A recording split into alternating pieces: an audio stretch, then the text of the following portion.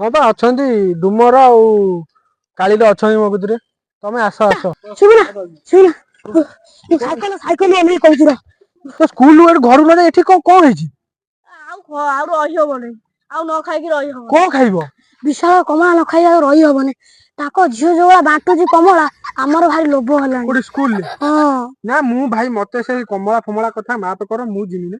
ଆଗ ବର୍ଷ ଯାଇଥିଲି ବିଶାଳର ବୁଢା ତୋ ବାପ ତାଙ୍କ କାଳିଆ କୁକୁର ଗାଣ୍ଡିକି ରାମ୍ପି ଦେଲା ବିଶାଳ ବାଡେଇକି ପୁରା ଫୁଲେଇ ଦେଇଥିଲା। ମତେ ସେ କମଳା ଫମଳା କଥା କୁହ ନା ମତେ ମାପ କର ତମେ ତମ ବାଟରେ ଯାଲୋ ବାପ। ନା ନା। କଣ ଗାଡି ମେଳା ହେଇ ବଇଛ ଏଠି କଣ ହେଇଛି? ନା ଝଗଡା ଝାଟି ହେଇଛି? ନା ଝଗଡାଝାଟି ନୁହଁ। କିଛି ନୁହଁ ଭାଇ ସଞ୍ଜୟ ଆମେ ଯେମିତି ହେଲେ ବିଶାଳର କମଳା ଖାଇବୁ। ବିଶାଳ ଘର କମଳା ଖାଇବ?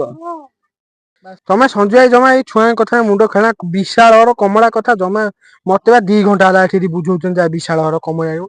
ଲୋ ବାପ ତାଙ୍କ ଯୋଉ ବିଶାଳ ବୁଢା ଏଇ ଯୋଉ ଲମ୍ବା ଠେଙ୍ଗା ରଖିଛି। ବେକଳି ବାଡି ତ? ପେକୁଲିରେ ଛାଡ ତାଙ୍କ କାଳିଆ କୁକୁର ଗୋଟେ ରଖିଛି ଏତିକି ଉଞ୍ଚାର। ଆଗ ବର୍ଷ ଯାଇଥିଲୁ ଗାଣ୍ଡି ଫାଣ୍ଡି ରଖିଛି ଖୋଲିକି ଦେଖେଇ ହବନି ରାମ୍ପି ପକେଇଛି ପୁରା ତମେ ଜମା ଯାଆନା। ବିଶାଳର ବୁଢା ହଁ ବିଶାଳର ବୁଢା ଗୋଟେ ଚାପୁଡା ଦେନି ନୋଟିଏ ପାଣି ପିଇଲା। ନୋଟି ଆଉ ତାଙ୍କ କୁକୁର?